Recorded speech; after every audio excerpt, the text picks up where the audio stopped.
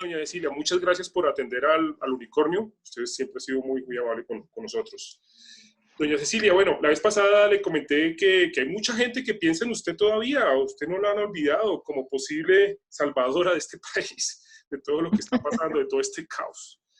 Y usted me dice, no, yo no me meto en esas porque es que esos partidos políticos de ahora definitivamente no. ¿Qué es lo que pasa con los partidos políticos actuales, doña Cecilia? Yo creo que es una de las crisis más serias que tenemos en Colombia.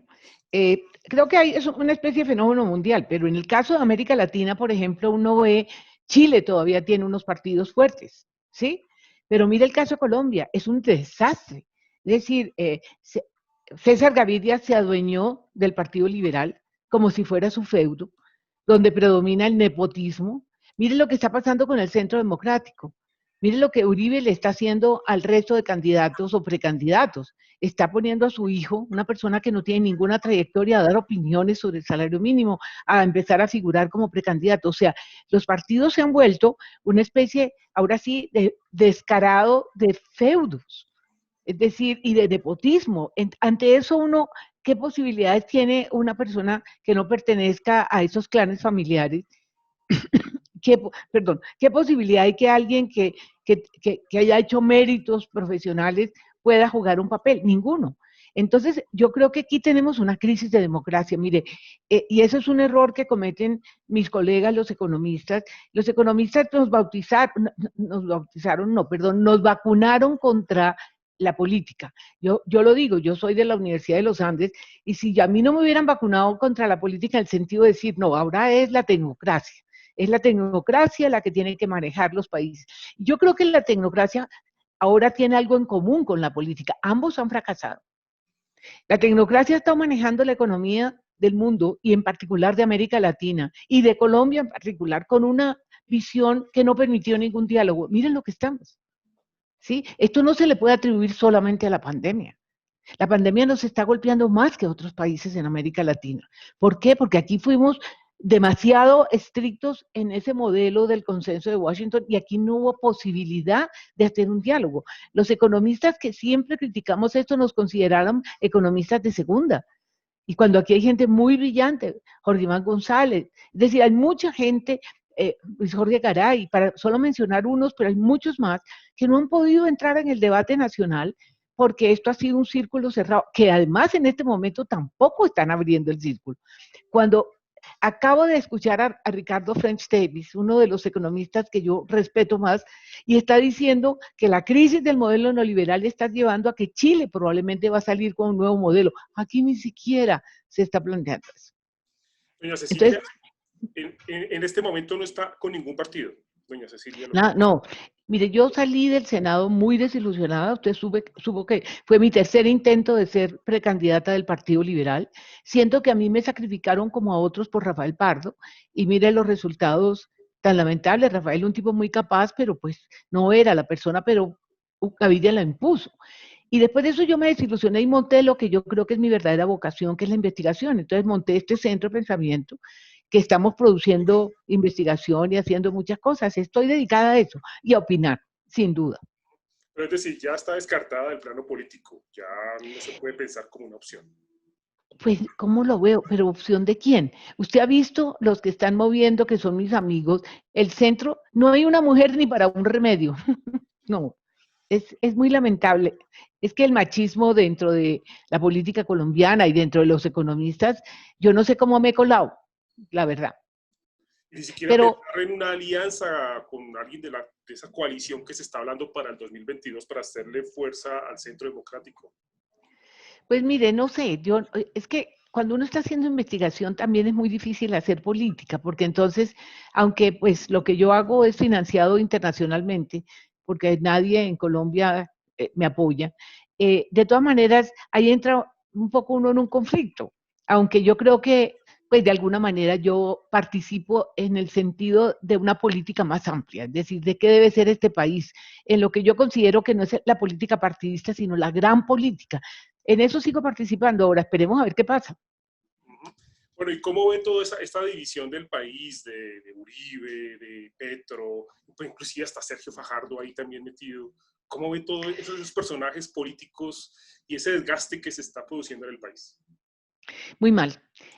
Aquí yo lo único que estoy viendo es que aquí está floreciendo el egoísmo, el personalismo, es decir, esto es, en semejante crisis los debates son irrelevantes. Los debates de qué dijo Uribe para caerle a Uribe, si la gente fue a visitar a Uribe o no.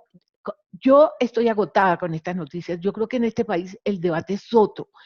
Hoy pensaba en algo que leí muy interesante en El Espectador, no recuerdo quién es el autor que hablaba de que la tragedia de Colombia también es la tragedia de América Latina y que hay que empezar en un nuevo pacto social. ¿Cómo hacemos para que este país y esta región salga de esta? Somos la región que está pagando el costo más alto de la pandemia. Ni siquiera África. A África le ha ido mejor que a nosotros, ¿sí? Entonces, en vez de estar debatiendo ¿por qué tenemos estos costos tan altos? Usted se imagina, y esto ha sido mi debate con Fedesarrollo, si ellos están tan orgullosos de que somos un país de ingreso medio alto, ¿cómo podemos tener la mitad de la población debajo de la línea de pobreza? ¿Cómo podemos tener un 20% o más de la población que no alcanza a tener las 3 comidas diarias? Eso se llama indigencia. O sea, ¿cómo ese contraste? Sí, tenemos un PIB que nos clasifica entre los países de ingreso medio alto. Y muchos de estos economistas están viendo que estamos a punto de ser un país rico. Ah, ¿podemos decir eso con esta situación social caótica? Ese es el debate. Y yo no veo ese debate ni en los políticos, ni en los economistas, eh, mucho más la academia. Me gusta lo que está haciendo la Universidad Javeriana, lo que está haciendo el Externado, lo que está haciendo la Universidad del Rosario, lo que está haciendo un grupo de los Andes. Ojalá la Universidad Nacional, que tiene gente muy capaz, saliera más a la luz. Yo creo que la academia está empezando a crear un debate interesante, pero eso está dominado por esa política nepotista y por esos partidos en decadencia, desafortunadamente. Bueno, y el gobierno de Iván Duque, ¿cómo lo ve? No, muy mal. Yo no, mire, es que por donde uno vea el presidente, yo no sé qué le pasa. ¿Cómo puede salir a decir que se va a vacunar en enero y febrero? ¿Sí? Cuando organismos internacionales están diciendo que Colombia está llegando muy tarde, cuando ya es evidente que México y Chile ya van a empezar a vacunar. ¿Cómo se atreve el presidente a decir esto? ¿Sí? ¿Usted cree que eso es verdad? Es decir, el presidente cree que no tiene, que no hay control social, que nadie le va a seguir. Yo lo veo totalmente alejado. Mire lo que ha pasado con Providencia. ¿Cómo es posible que ha pasado un mes, les mandan unas carpas que se desbaratan con el primer aguacero? Y ahora el plan empieza el 1 de enero cuando él había dicho que empezaba de inmediato. O sea, yo me pregunto, ¿dónde está? O sea, parece que el presidente no sintiera que nadie lo juzga, ¿sí? Como una indiferencia, un aislamiento de la realidad. Yo creo que lo que nos espera es el año y medio más largo de la historia de este país, por lo menos en las últimas décadas. Doña Cecilia, y el manejo económico, o sea, ¿usted alguna vez ha visto el programa de él, de Iván Duque? ¿Alguna vez ha sentado a verlo? No, pero ¿cuál? Es decir, sí, es que, mire, yo creo que, yo creo que el ministro de Hacienda es un tipo serio, yo lo conozco y ha sido una persona muy cercana a mi hijo fue director de crédito público por él, lo trajo de Londres, o sea que yo he tenido una relación personal y creo que es una persona muy brillante, muy neoliberal. No se han hecho cosas irresponsables, sin duda, pero tampoco se ha visto esa cara social que se necesitaba. O sea, es cierto que aquí, y es una cosa mundial, no ha habido una crisis financiera. Yo sí, a diferencia de lo que dicen muchos demagogos, creo que una crisis financiera hubiera sido lo peor que nos puede pasar. O sea, una quiebra de los bancos y el sistema financiero, eso sí, no lo arregla nadie. Eso se ha salvado y eso ha sido un manejo cuidadoso. Pero ¿cómo es posible que de los montos asignados para la pandemia, según una institución muy seria como el Grupo Fiscal de la Javeriana, insisten que el 42% de esos recursos solo se han ejecutado el 42% de los recursos? Pero a eso súmele un planeación nacional, ese sí que es mediocre. Es decir, yo sí creo que Planeación Nacional está, no por su equipo, yo creo en su equipo, creo inclusive en su director Gómez, creo que es un tipo serio, pero el director de Planeación es un tipo, por Dios, él descubrió a los vulnerables cuando vio que no era suficiente darle plata a los pobres en medio de la pandemia. O sea, me parece que no tiene ni la formación, es un súbdito del Ministerio de Hacienda. Yo fui director de planeación y siempre he dicho que el director de planeación tiene que ser un exministro para que tenga la capacidad de enfrentarse a Hacienda y a los otros ministros, para poder tomar decisiones con un sentido mucho más de equidad, de inclusión. Eso se perdió. Entonces, el manejo económico, digamos, desde un punto de vista, aquí no ha habido irresponsabilidad, pero sí ha habido irresponsabilidad frente a la gente.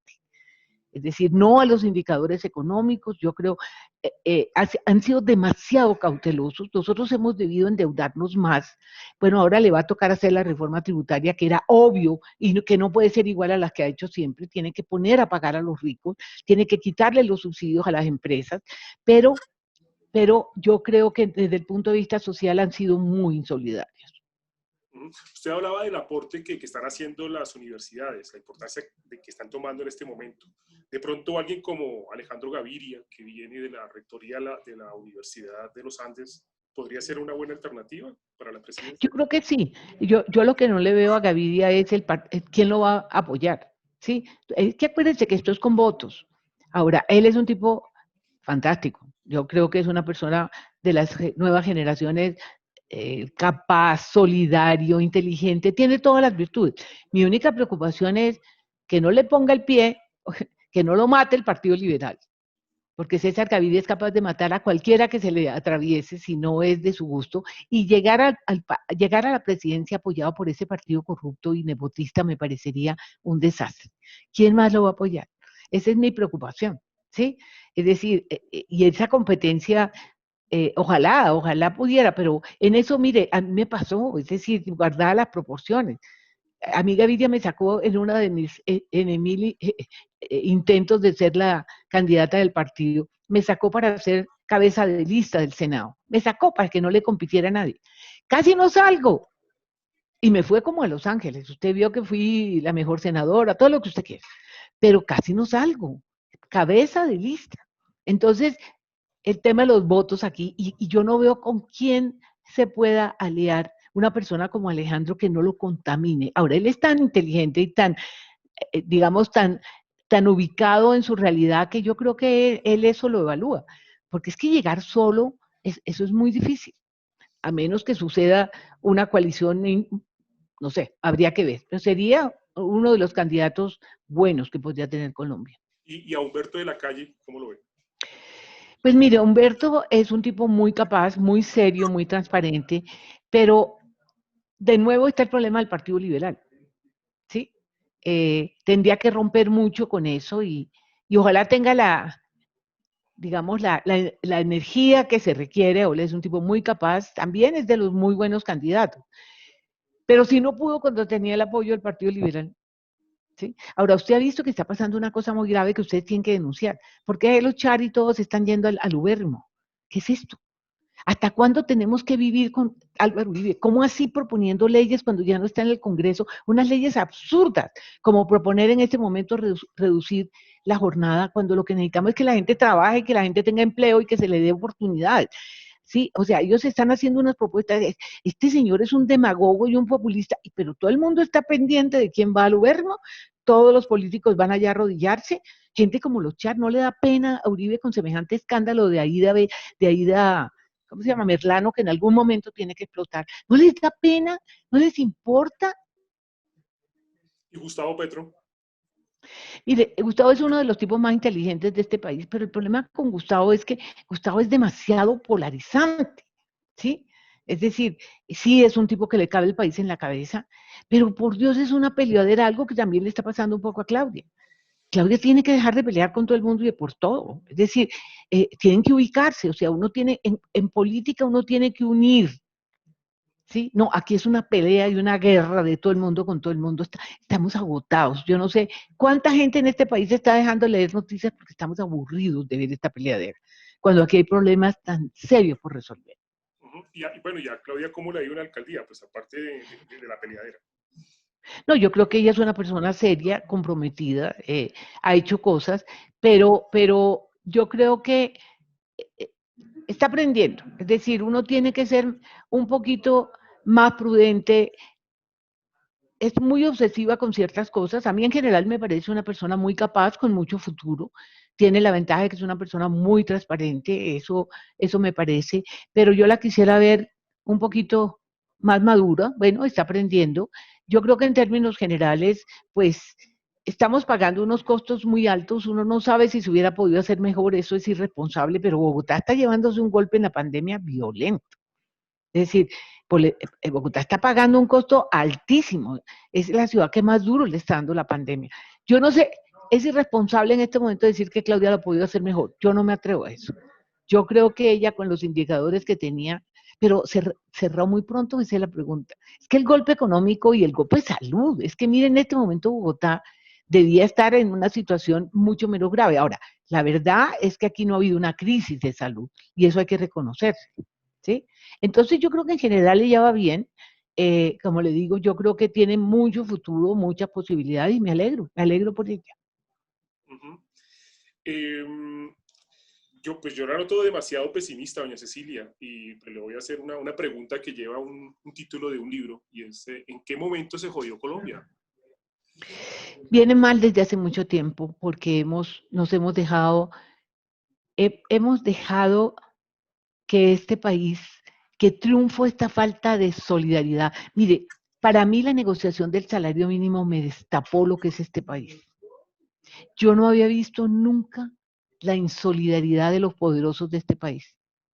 No había visto nunca la falta de conciencia de que esta sociedad debe ser distinta.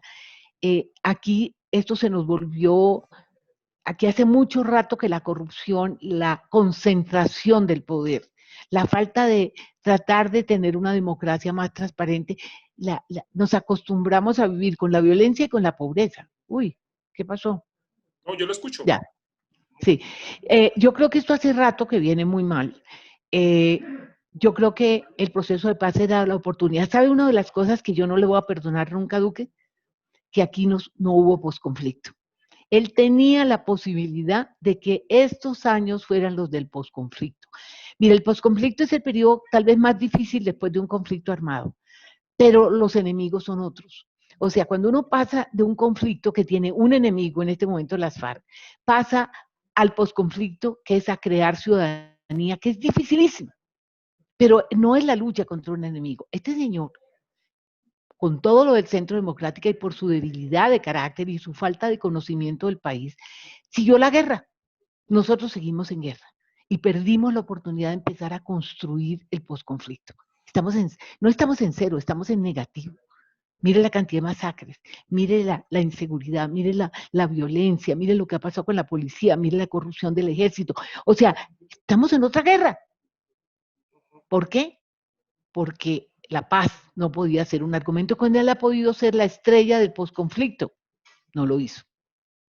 Entonces viene desde hace mucho, pero creo que este último gobierno, yo no digo que Santos no cometió errores, sí, muchos, no, aquí nadie es perfecto, y Santos cometió muchos errores también, pero se sentía que había un presidente. Aquí sentimos que en inglés hay una expresión que es el credibility gap, la brecha de credibilidad. Yo creo que Duque y su gobierno están viviendo eso, la brecha de credibilidad. Ujú. Bueno, y muchos salvan al gobierno de Duque por el manejo de la pandemia. ¿Usted sí cree que le da un buen manejo al tema de la pandemia? No, en primer lugar, esto de volverse una cosa rutinaria, aparecer en la televisión, decir, mire los costos que está asumiendo el país. Ahora, yo no me atrevo a calificar, pero yo creo que, si usted me pregunta mi experiencia, yo he trabajado con 5 presidentes. Y yo creo que yo lo que hubiera hecho, o lo que creo que debió ser un presidente, es mantener ese salón de palacio que se llama el salón de crisis, que es pintado de azul. Yo mantendría, en vez de estar en la televisión una hora de salón de crisis. Todos los días, encerrado en la puerta. Bueno, aquí, ¿qué está pasando? ¿Qué está pasando regionalmente? ¿Qué está pasando con la economía? ¿Qué está pasando con la gente? ¿Cuánto se ha ejecutado del fondo que se hizo?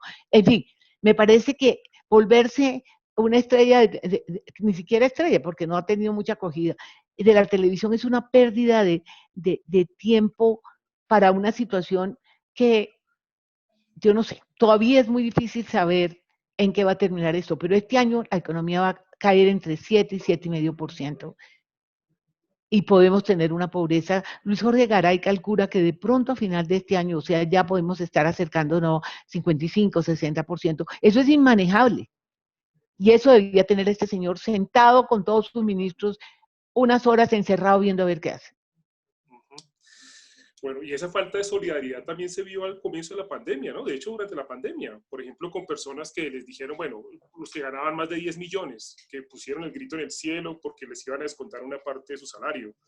De muchas maneras, también se vio corrupción, que muchos querían aprovechar también lo de la pandemia para llevarse ahí su parte. Eso es muy grave, ¿no? Muy grave. A mí, de las insolidaridades que ha habido todas, la que más me traumatiza es la de los gremios. ¿Cómo se le ocurre a estos señores de los gremios salir a proponer que en semejante negociación, en semejante crisis que tiene Colombia, se maneje el salario mínimo con los mismos criterios que se ha manejado siempre cuando los dos son absolutamente negativos? Inflación en el piso, productividad en el piso. ¿Quién ha aumentado la productividad? Dígame.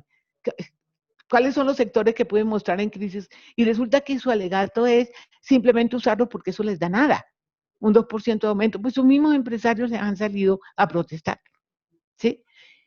Esa falta de, y esa prepotencia es que nosotros somos los que generamos empleo. Perdón, el empleo nace del tipo de actividad productiva que tiene un país. Ellos son unos intermediarios. Entonces me parece que lo que han hecho los gremios de la producción, si yo fuera empresario ya los hubiera quitado porque me parece que entre el empresariado hay más solidaridad que los gremios que los representan. Esa insolidaridad de ese sector me ha dolido el alma, porque es muy difícil, porque esa gente tiene mucho poder. Además es la gente que el presidente oye. Hoy salió el ministro de Hacienda a decir que lo que debía aumentar el salario mínimo era el 2%, que fue lo que propusieron los empresarios.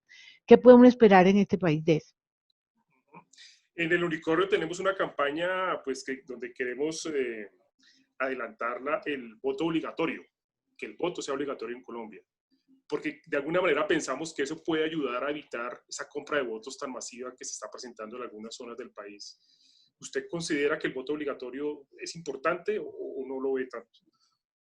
A mí siempre me ha gustado, pero yo creo que esas propuestas habría que analizarlas sin echarle números, ¿sí?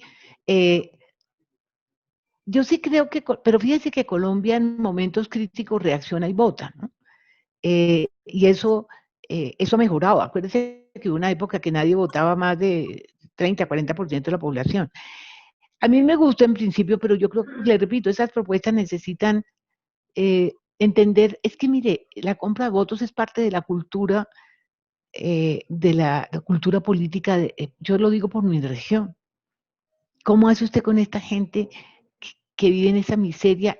Es que yo vivo peleando con la región Caribe, yo no sé cómo no me han sacado del Heraldo, porque yo peleo todos los días en mi columna de los martes, porque es que allá usted habla con la élite, sobre todo la de Barranquilla, y ni se conmueve por la corrupción política, ni se conmueven por los índices de pobreza. Entonces, si uno no entiende qué es lo que pasa, por qué esa gente vende el voto, ¿y qué saca usted con volverlo obligatorio si esta gente no tiene con qué vivir y le ofrecen 50, 60 mil pesos por un voto y un mercado y unas tejas como hacían los Gerlain y todos estos? ¿Cómo cambia usted eso? O sea, pobreza y política sí tiene una relación. Y no es que se justifique, pero usted qué saca con poner el voto obligatorio ante la gente que necesita los 50 mil pesos. ¿Cómo, cómo lo maneja? Esas son las cosas que me parece que hay que analizar. ¿Alguna figura política actualmente de Colombia que usted destaque? ¿Cuál es el mejor senador en este momento, por ejemplo? El mejor senador. Bueno, yo sigo pensando que entre la mediocridad terrible que hay, Velasco me parece que es un senador serio. Eh, ¿Quién más ve? Bueno, Ángel, la esposa de Claudia, siempre me confunde el nombre. Angélica Lozano, Angélica Lozano. Angélica, yo siempre le digo Ángela. Angélica es una mujer seria. A mí me gusta mucho Angélica, me parece que, y tiene un equipo técnico comprometido. Yo no conozco a la mayoría, es que la mayoría para mí son personas que nunca los he visto jugar políticamente, pero me excusan un minuto que se me olvidó apagar esto. Un segundo. Ya, yo creo que Ángela es una persona muy capaz, me parece, y además tiene un buen equipo técnico. ellos me consultan mucho y yo en lo que puedo, y cuando puedo, pues los apoyo. Gustavo Petro es un muy buen senador. Él puede que sea muy mal político, pero como senador es de lo más serio que hay.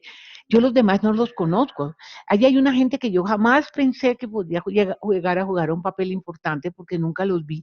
Pero en fin, pero yo sí creo que ha bajado mucho el perfil del Congreso. ¿Y un buen ministro? ¿No hay? A ver, un buen ministro. Yo creí que el ministro de Comercio iba a ser mejor. Lo veo muy flojo, muy flojo. Yo pensé que iba a ser mejor. Yo sobre el de salud no sé cómo juzgarlo. Creo que se ha matado, sin duda, ha trabajado muy duro, no ha habido una crisis grave, eso es cierto, eso hay que reconocérselo. Como te digo, yo tengo un respeto por el ministro de Hacienda como persona y como profesional, pero tiene una visión muy neoliberal y en un momento tan difícil. Le reconozco que la cosa económica, pues en el fondo, no se ha desbaratado, pero sí la cosa social no lo ha conmovido. Eh, la de Relaciones Exteriores me parece una vergüenza. Me parece una persona, una mujer capaz y una mujer que jugó un papel, pero no la veo muy desdibujada, muy sometida a ese uribismo muy local, muy provinciano. ¿Qué otros ministros? Me parece que la ministra de Educación es seria. Me gustaba mucho la de Minas, me parecía que era la mejor. La ministra del Interior me parece desastrosa. Alicia Arango me parece que no ha funcionado en ninguno de los ministerios que le han puesto, dijo barbaridades en el Ministerio de Trabajo. Eh, la de las TIC, yo creo que, no sé cómo llegó allí, que es un problema muy grave en la pandemia, lo que le está costando a las mujeres el no tener conectividad en amplias zonas de las ciudades. Es que aquí en las goteras de Bogotá, esas pobres madres no tienen cómo ayudar a sus hijos, en fin. ¿Y qué otro ministro que uno destacara? El de Minas ni lo conozco, ni suena ni truena. La anterior me parecía una persona seria. No veo. Ha sido un fracaso lo del. Yo escribí una columna pensando que estábamos llegando a este gabinete, ¿cómo se llama? Repartido equitativamente de paridad, pero me parece que ha sido más una frustración que una realidad. El desastre de la vicepresidenta. Eso sí, yo no logro entender qué le pasó a Marta Lucía. Me parece muy lamentable su papel. Ujú. Los otros no me acuerdo. Bueno, doña Cecilia, nos deja muy preocupados con su pesimismo. Pero yo creo que, mire, yo creo que más que pesimismo es un realismo. Yo sí quisiera, y es tal vez el papel que quisiera jugar, yo sí quisiera que esto sacuda a la población, porque aquí hay capacidad intelectual para reconstruir este país. Esa es la nota positiva. Sí hay capacidad intelectual. Y por eso le digo que me gusta lo que están haciendo las universidades que se están saliendo de esa torre de cristal en que estuvieron mucho tiempo. Un tipo como Ferguson de los Andes, por ejemplo. Un tipo que está opinando, diciendo cosas, arriesgando. O sea, veo a ciertos académicos arriesgando. Y eso me parece interesante y me parece que eso puede hacer, lo veo en la universidad, en el Externado, lo veo en el Rosario, lo veo en la Javeriana. Yo quiero ver a la Nacional más agresiva porque tiene gente muy buena, con ideas muy buenas. Yo creo que aquí hay capacidad intelectual para hacer esto distinto. La pregunta es, ¿se les va a dar la oportunidad? ¿O vamos a seguir con el centro democrático acaparando la mediocridad, que es uno de los problemas del centro democrático? Bien, doña Cecilia, muchísimas gracias por su tiempo y esperamos verla pronto en estos escenarios políticos donde realmente se... Vamos a ver. Bueno, gracias. Feliz Navidad y muchas gracias y saludos a todos sus oyentes. Bueno, Muy lo bien, mismo. muchas Gracias. gracias.